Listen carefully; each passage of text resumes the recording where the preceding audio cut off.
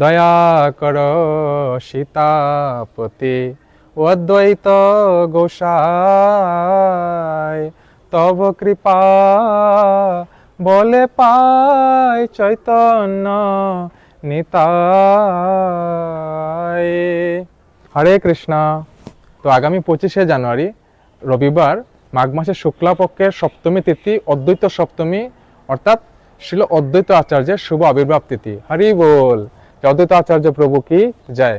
নরোত্তম দাস ঠাকুর উনি গেয়েছেন, দয়া কর সীতাপতি অদ্বৈত গোসাই, তব কৃপা বলে পাই চৈতন্য নিতাই।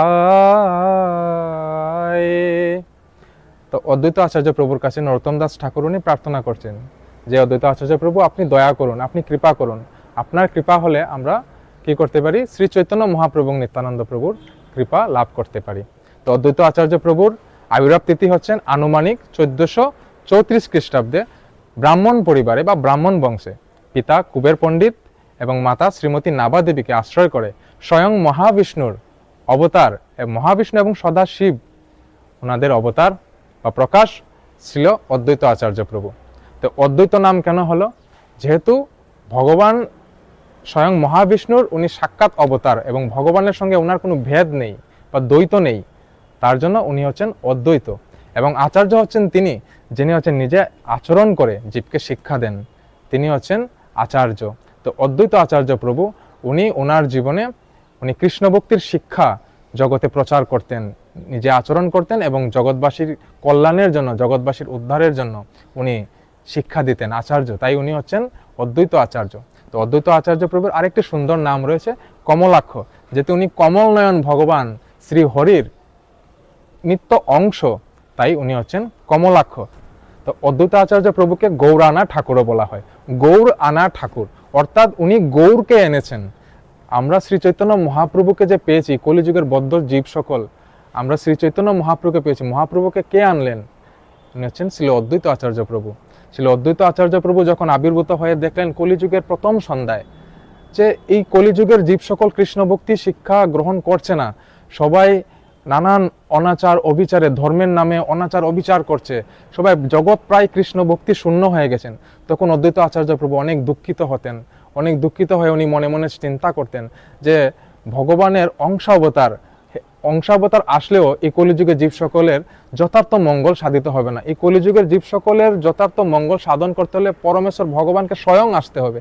তাই উনি অদ্বৈত আচার্য প্রভু উনি ভগবানকে আনার জন্য উনি রোজ প্রত্যেক দিন উনি গঙ্গা জল এবং তুলসী পত্র দ্বারা ভগবানকে আহ্বান করতেন, অহংকার করতেন, হে প্রভু, হে ভগবান শ্রীকৃষ্ণ, হে গোলকাধিপতি ভগবান, আপনি কৃপাপূর্বক এই ধরাধামে অবতীর্ণ হন, আপনার এখানে অবতীর্ণ হওয়া খুবই জরুরি বা একান্ত প্রয়োজন, আপনার কৃপা না হলে জগৎবাসীর উদ্ধার সম্ভব নয়।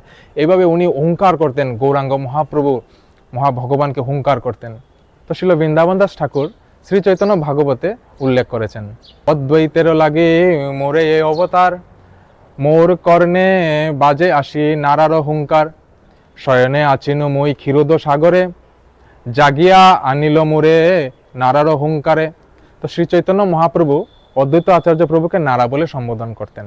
তো উনি বলছেন যে আমি ক্ষীরোদ সাগরে, মহাবিষ্ণু স্বয়ং ভগবান, আমি ক্ষীরোদ সাগরে শয়ন করেছিলাম, এই নারার হুঙ্কারে আমি এই জগতে আসতে বাধ্য হলাম। অতএব শ্রী চৈতন্য মহাপ্রভু এই জড়জগতে বা এই ধরাধামে অবতীর্ণ হওয়ার যে মুখ্য কারণ, সেটা হচ্ছে শ্রী অদ্বৈত আচার্য প্রভুর ঐকান্তিক প্রার্থনা এবং হুঙ্কার।